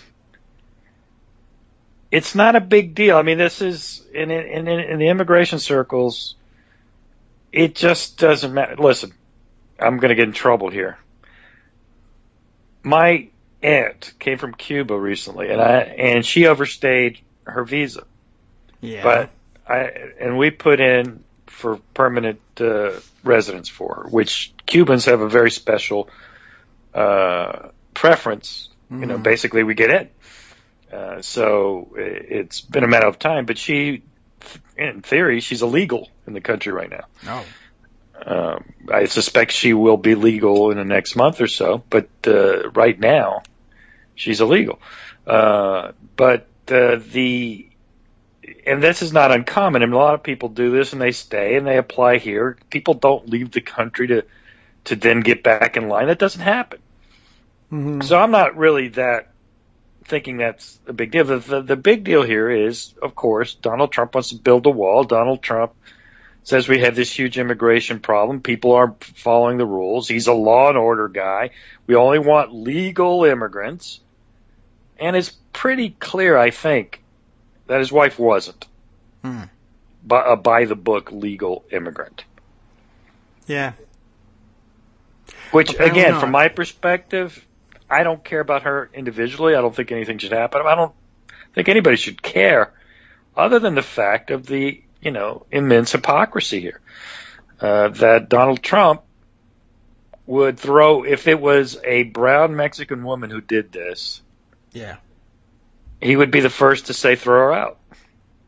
Yeah, although he might bend the rules a little bit. Well, did you say naked photos? No, okay, true. Maybe. Depending on her like appearance that. and whether he wanted to spend a weekend in Mar-a-Lago with the hidden cameras. Yeah, at least in the end, it actually comes down to, well, I have different rules for actual, literal, beautiful people, plus the metaphorical beautiful people, which people I like. We need more beautiful women in the country. Yeah, and that's probably how I'll explain it. Down at the bottom of this AP piece, it does say that the photographer, forget it, the guy's name, Jarl Al de Basseville. See, there you go. He told the Washington Post that Trump, who was Melania Naus at that point, was not paid for the photo shoots. The agent, this is interesting, the agent, whose name is up at the top here, Paolo Zampoli. Great agent, by the way. Good job booking me a free one. Zampoli, who didn't book the shoot, even though he's her agent. This is why this whole thing stinks. I'm her agent. Did you book the shoot? No. Did she get paid? No. Are you now the worst agent in the world? You booked a new, and here's, I guess I got to finish this bit. Zampoli, who didn't book the shoot, said the photos, which appeared in the French magazine Max, were likely, quote, a free shoot to build the book of the model. She needed to get her tear sheets. In other words, they tear out the magazine pages that you're in. Not for any puerile purposes, the book. but to build the book. So, give me those nude photos. Hell, she could have done a porno and build her book, I guess. Basically, I guess. But this is an interesting situation. Like, what we're talking about is somebody who would be just starting, I guess, in the business. Well, you could say, well, maybe she's just getting started in America. Oh, what better way to get started in America than by shooting, 1, not to get paid, 2, without a work visa, and 3, to be published elsewhere for free in another country. That's not going to get you into America either. But think about what we're talking about here as somebody who's at the stage in their modeling career where they'll not only work for free, but, well, work nude for free. And okay, I mean, there's a slight difference between, well, a nude photo shoot and a nude girl photo shoot. There was a girl photo shoot. That's what the shoot is that they're talking about. Oh, okay. And so free. Well, geez, honey, we got to build your book. We got to get you known. No, and most models, I'm sure, are approached with things like that, and either say no or you go and get an agent so that doesn't happen to you. But Paolo's, I didn't book the shoot. Really? Well, again, that's another thing. Well, are you her agent or aren't you? I don't understand. Why are we talking to you? Oh, because I was her agent. Well, you didn't book this? No. Yeah, but, I mean, the whole thing is just reeks of nonsense. I mean, she did. My theory is she did get paid. She was illegal. She was leaving every once in a while. I doubt she left every 6 months, by the way. I'm sure she overstayed. But leaving all that aside, it's just, again, it's a person's personal history. If she wasn't married to Trump, I wouldn't give it 2 thoughts. Yeah. But given her husband's stated antipathy and hostility to anybody getting in the country illegally, right, we have to start with your wife. Yeah, and I'm sure, I was thinking about it yesterday, that he would be saying, well, it's one thing, the people I'm worried about are they're coming in and they're taking away jobs from Americans, and this was not like that, and because you can't find Americans who will pose naked, I guess, except for free on their own phones. Which people are willing to do. I guess everybody else is posing naked for free, so why not Melania? But the idea, well, or this is one of those specialized jobs. She's and there is an argument for that. An international model, even if you're just an aspiring model, it matters who the person is, obviously, at some level. I mean, I guess if you're shooting naked photo shoots for Max, I need somebody who looks like they belong in a naked photo shoot. It doesn't matter which one, clearly. You got all the parts we need? Yeah, all right. Shoot. But, I'm sure that in his mind, that's different. There wasn't like there were people in line applying for this job that she stole it from them. Which I guess is true, but again, it is just, then it's not, then you're not Law and Order, you're not about immigration hardcore, you're just about, you're just a gimmitarian. I want what I want. She's hot. I'll take her. That's how she got in the country. I assume that she later became a model. Her agent was the Trump modeling agency, by the way. Did you know he had a modeling agency? I did not. I learned that along the way, probably about a week and a half ago, maybe 2 weeks ago. There's a Trump modeling agency, and I'm sure there's no relation whatsoever between the Trump modeling agency and the random occasional appearance at Mar-a-Lago of models who would be invited to tour the grounds, personal tour from Donald Trump, and, hey, why don't you take a swim? And I didn't bring a bathing suit with me. I just thought I was getting a tour of Mar-a-Lago. Oh, my God, don't worry about it. We got drawers full of bikinis. You try one of these on. Just go in here.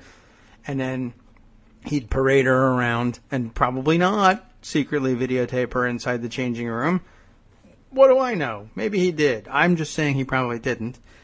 Wink, wink. And then he'd parade her around the pool. Isn't this a gorgeous Trump girl? And it all made sense because people would say, "What the hell are you doing, parading bikini girls around at the pool?" Oh, well, I have a modeling agency.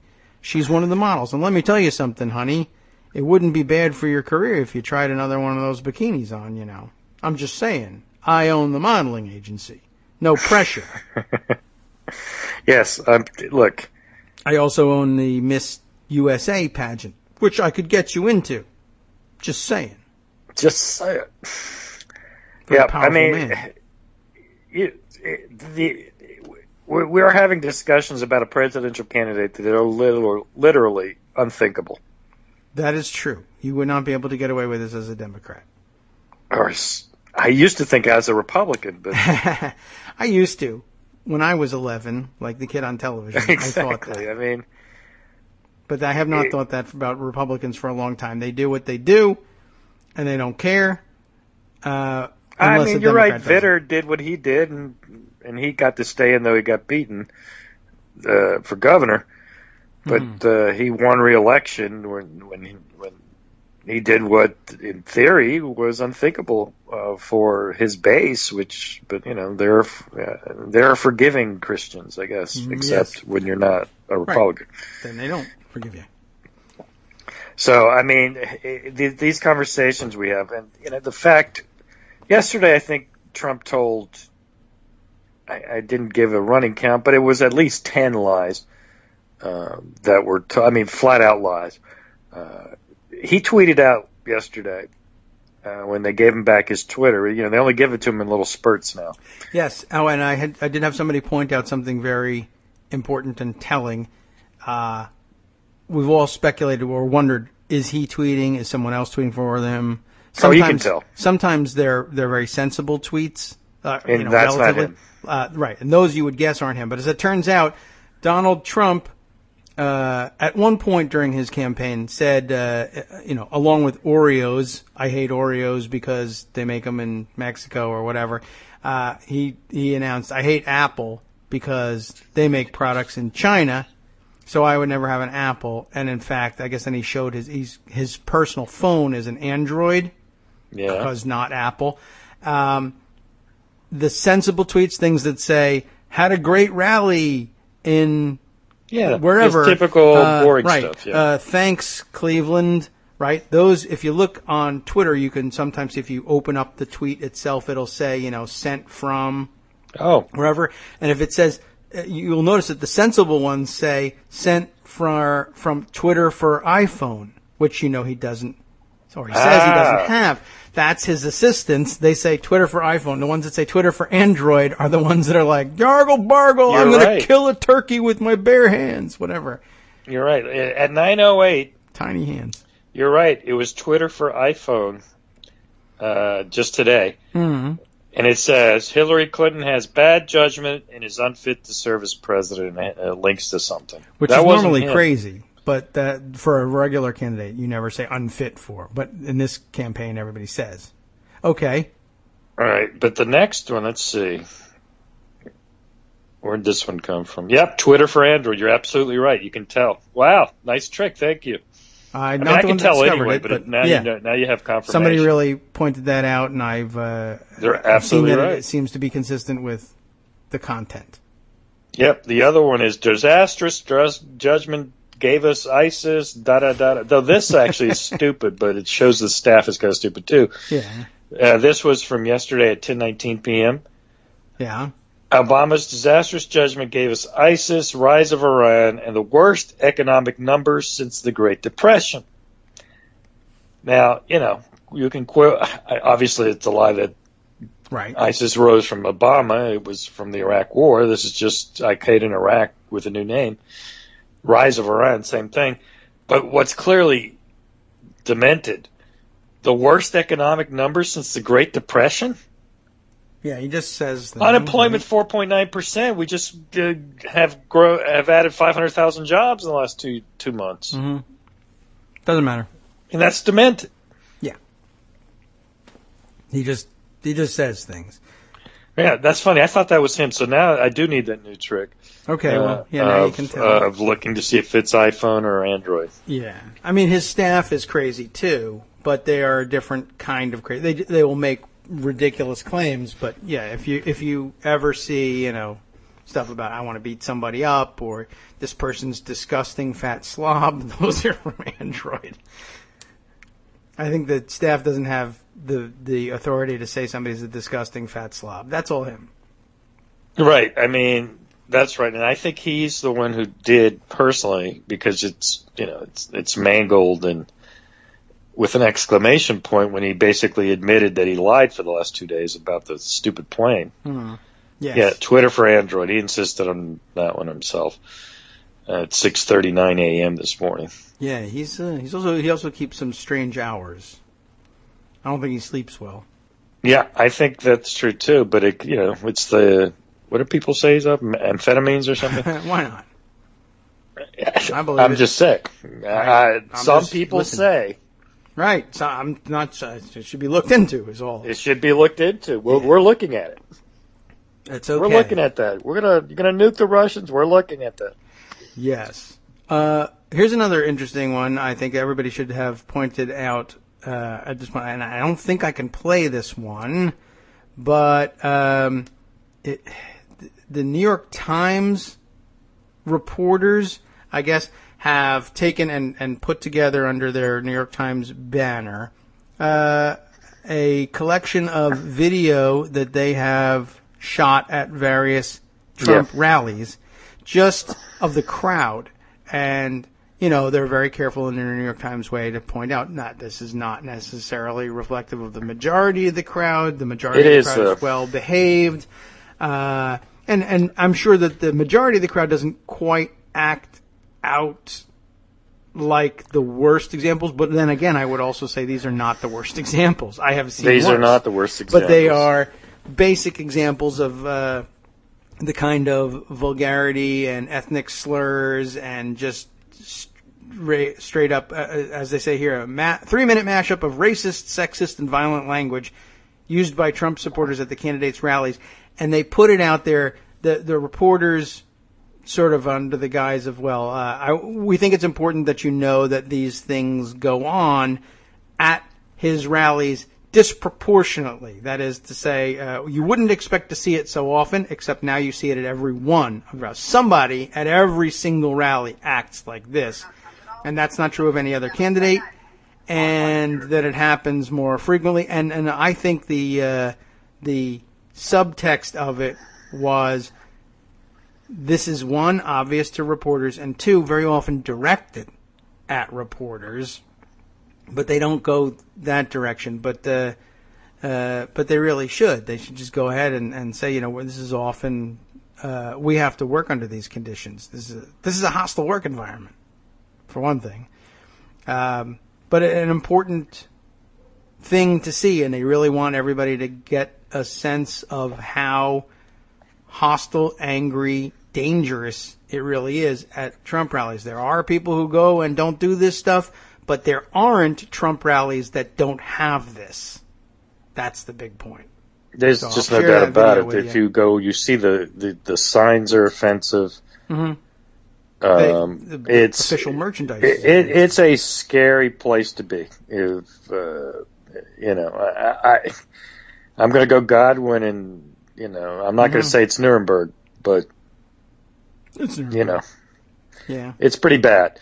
I went to one, and I probably would go to another one when he's back in Florida, in this part of Florida. He was in Daytona and Jacksonville before. I don't know if he's going to head south again, but I think he has to.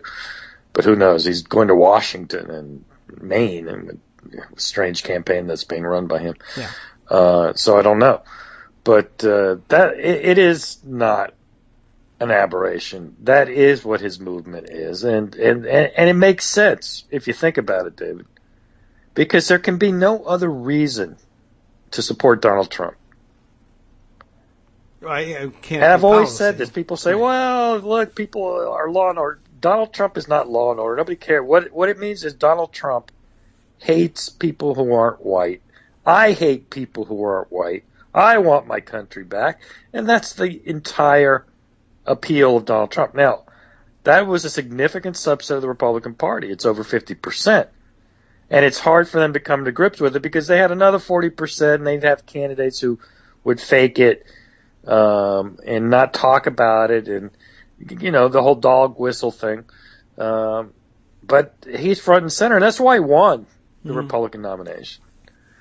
And hopefully these latest spate of polls represent the true view of the country as a whole, because it was scary to think of the idea that over half the country would adopt that, because then who knows what, not only forget all the problems you have with Trump, mental illnesses and incompetence and everything else that we know is wrong with him. The one message he represents, his message, is white people good, non-white people bad. Yeah, it's pretty much come down to that. So he's got to get back on message. Well, his message is white people good, non-white people bad. And maybe he should get back to his message to get back to 40.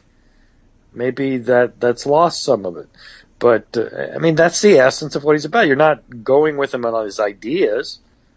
He doesn't have any. Yeah, the last couple days of rallies, speeches has made that pretty clear. This is the point at which you would, earlier than this usually, but this is certainly the last possible minute to come out with policy. And I've seen now 2 rally speeches back to back, Virginia and then Maine, and it's just off the on the other hand, I guess you could say it's like listening to the show.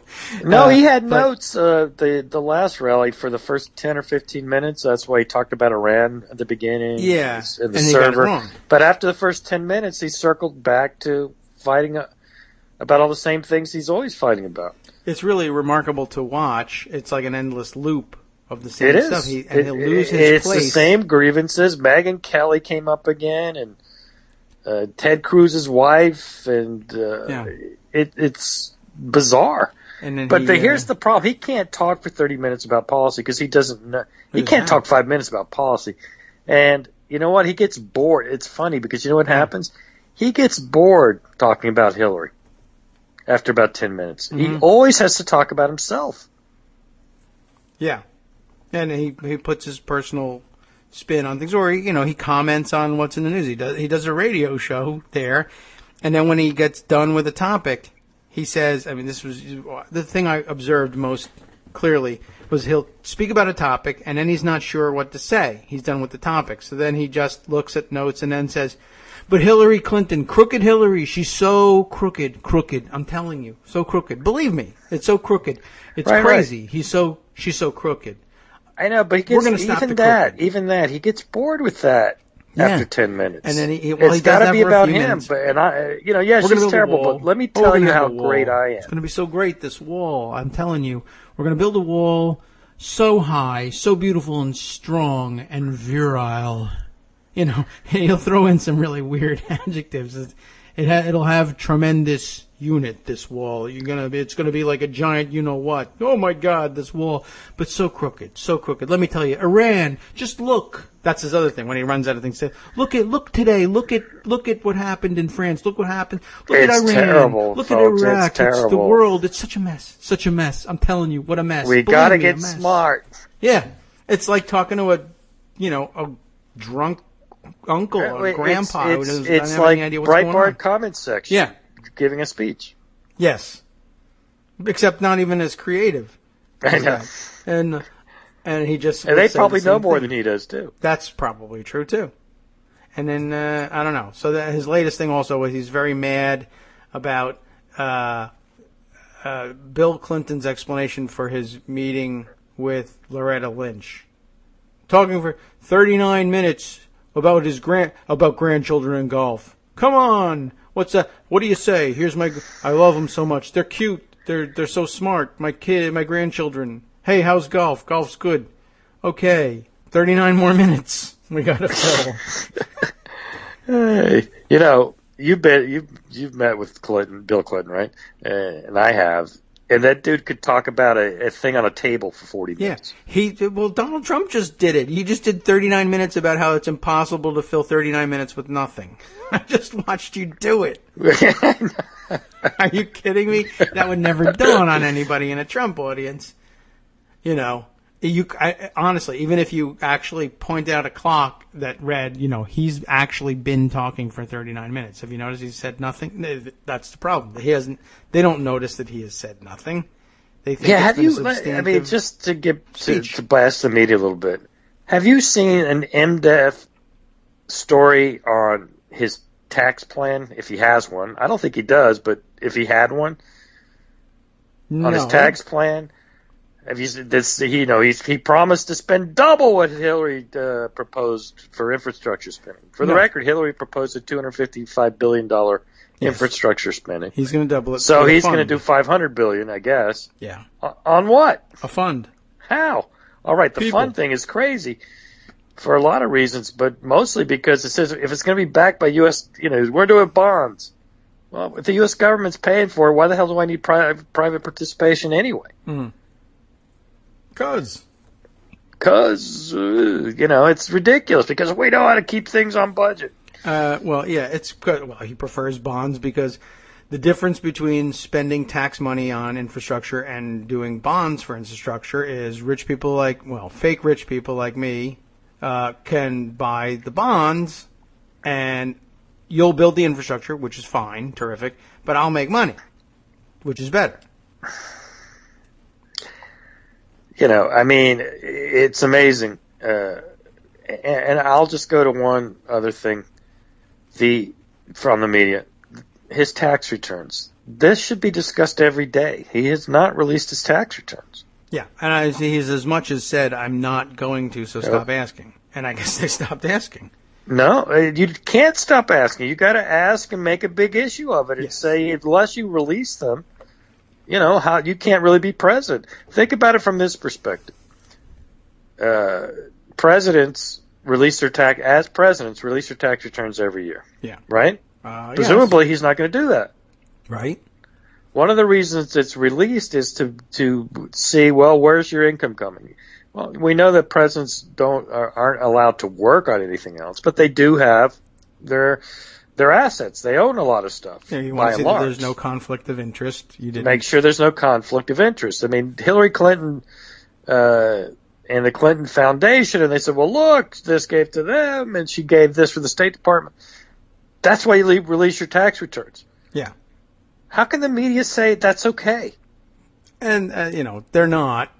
They stopped asking, but they haven't. They've just been, there's a million fires, and maybe that's part of his strategy. You light 1,000 fires a day, and then everybody when somebody says, but let's not lose sight of the tax return issues, people, the readership, whatever, says, oh yeah, but boring at this point. I'm much more interested in his plan to blow up the moon.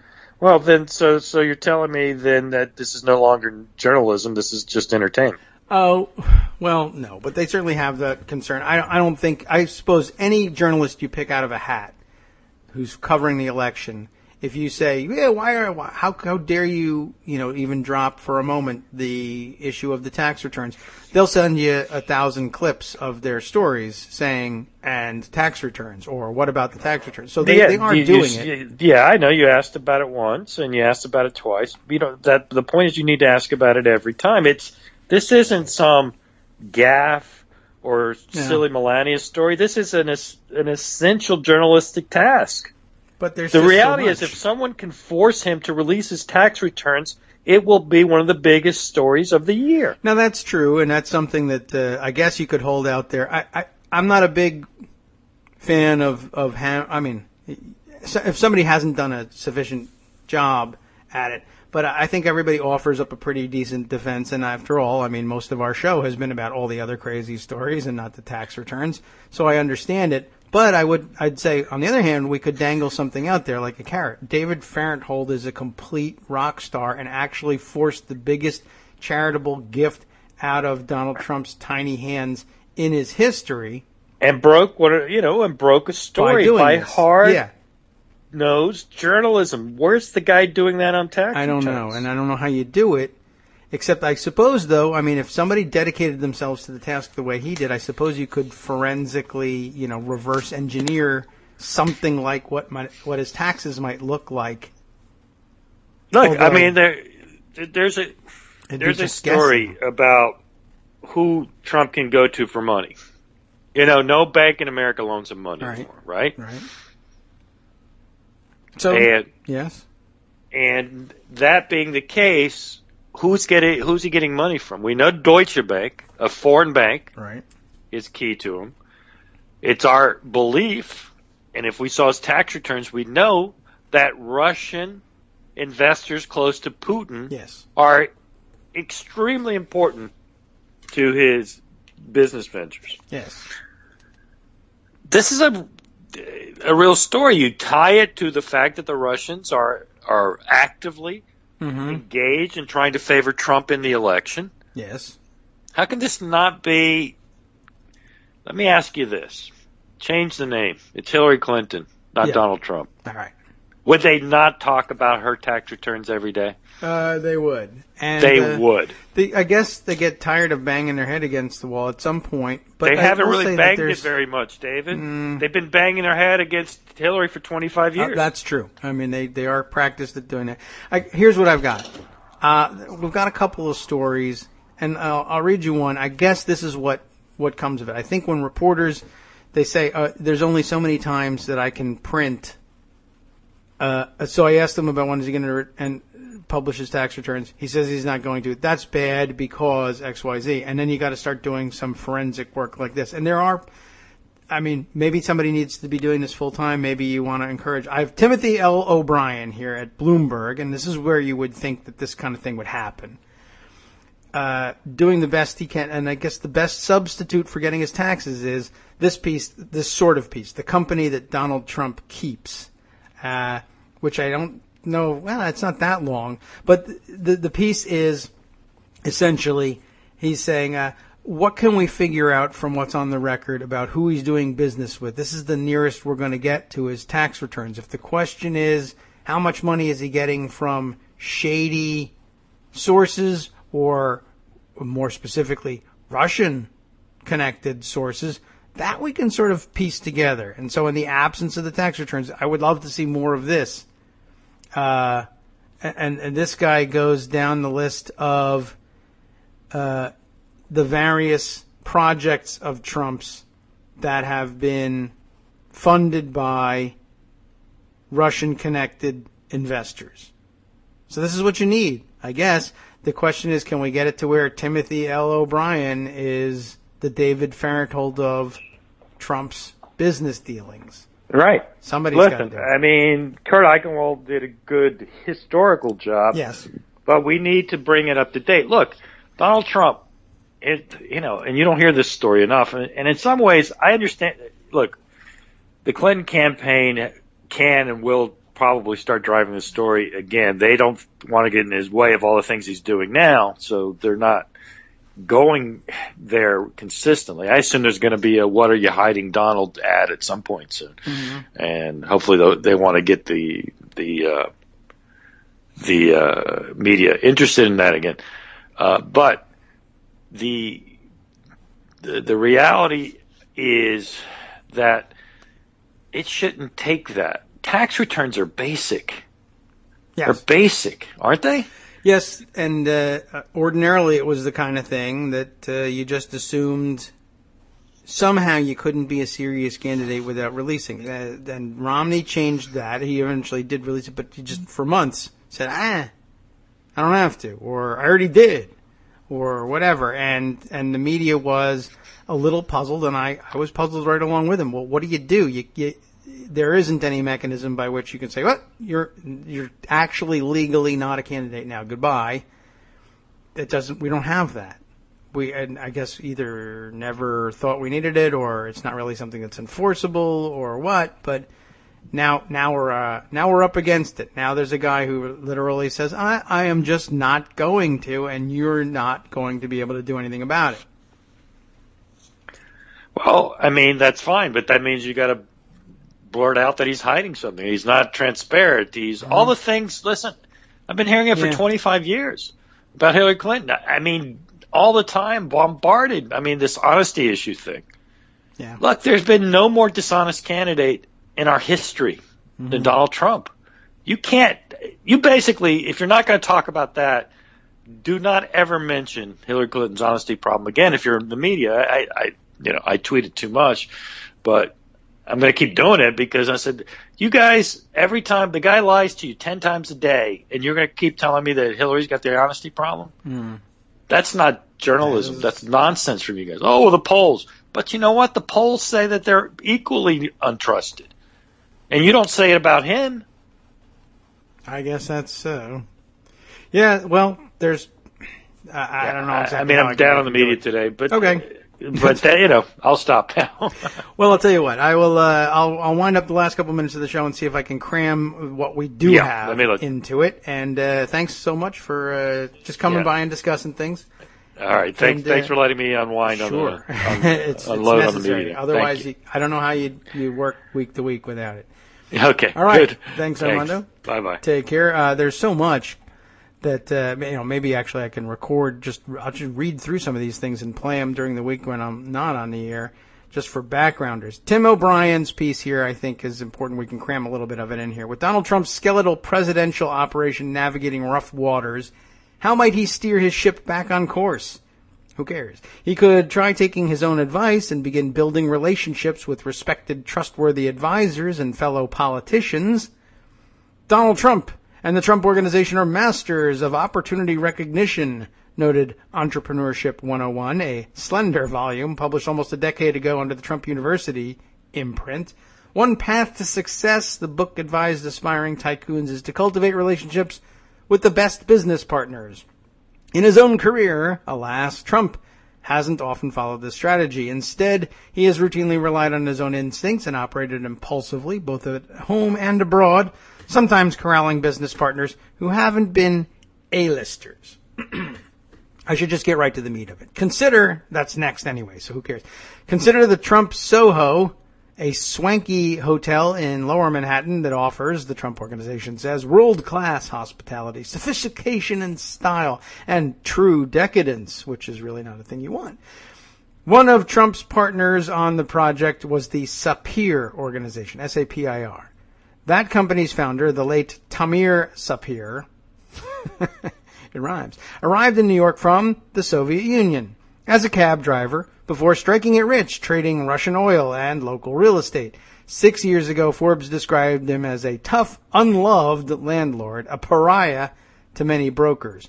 Trump's other partner on the project was the Bayrock Group, based in Trump Tower, which was controlled by a former Soviet official and Kazakh named Tevfik Arif. Trump also asked Arif, by the way, to testify as a trusted business partner and character witness when he sued Tim O'Brien 10 years ago for libel, claiming that his O'Brien's biography, Trump Nation, had damaged his business prospects in Russia and elsewhere. He lost the case, by the way. But, by the way, the business prospects in Russia goes to the I have zero investments in Russia claim from the other day. The man who played a pivotal role connecting Trump and Arif, bringing Trump into the mix on the Soho Hotel and other projects, was a Bayrock employee of Russian descent named Felix Sater, S-A-T-E-R. Over the years, this guy, Sater, had repeatedly drawn the attention of law enforcement officials for, among other things, money laundering, helping organized crime families defraud stock investors, and stabbing a man in the face with the stem of a broken margarita glass. A classy guy. Trump has repeatedly denied knowing anything was amiss with Sater during the years they worked together, even though he maintained a relationship with him, even after news accounts about his sordid background surfaced. It says his won't, right? During a deposition of Trump in late 2007, my lawyers, O'Brien's lawyers, asked him whether he planned to sever his relationship with this guy because of his organized crime ties. Trump said he hadn't made up his mind. Have you previously associated with people you knew were members of organized crime? No, I haven't, Trump responded, and it's hard to overly blame Bayrock. Things like this can happen. But I want to see what action Bayrock takes before I make my decision. In fact, Trump had knowingly associated with mob figures before. When he entered the Atlantic City casino market in the late 1970s, two of his partners, Kenneth Shapiro and Daniel Sullivan, were men he knew to have organized crime ties. Shapiro was a street-level gangster and bagman for Philadelphia's Scarfo crime family. Sullivan was a mafia associate, an FBI informant, and a labor negotiator. Terrific, right? Trump told me when I was reporting Trump Nation that anyone entering Atlantic City during the early gambling frenzy had to work with guys like Shapiro and Sullivan, that he used intermediaries to deal with both men, that he didn't like either of them, and that he wasn't concerned that the partnership might sully his reputation. There was money to be made, after all. This conflicted with what Trump told New Jersey regulators when he sought a gambling license in Atlantic City in 1982. During a public hearing, he said he didn't think there's anything wrong with Shapiro and Sullivan, and that they, like others, have been in Atlantic City for many, many years, and I think they're well thought of, legitimate businessmen, in other words. Prior to that testimony, Trump met with FBI agents and told them, according to memorandums about the meetings, that he believed organized crime elements were known to operate in Atlantic City, and he didn't want to tarnish his family's name. My goodness, no. And he also told the FBI that Sullivan was a labor consultant to their firm, and that he was aware that this is a very rough business and that Sullivan knows people, some of whom may be unsavory, by the simple nature of the business. When Trump later chatted with me aboard his jet about his troubled gambling career 25 years after he entered Atlantic City, his recollections of Shapiro and Sullivan had sharpened. They were tough guys, Trump told me, and in fact, they say that Dan Sullivan was the guy that killed Jimmy Hoffa. When it pays him to, when it pays to look like a hard guy, oh, I know the guy who killed Jimmy Hoffa. Sullivan probably wasn't an honest guy, Trump added, and Shapiro was like a third-rate local real estate mafia. Atlantic City wasn't the only market in which Trump paired with Sullivan, however. They also did some work on when remaking a rundown Manhattan hotel into the Grand Hyatt.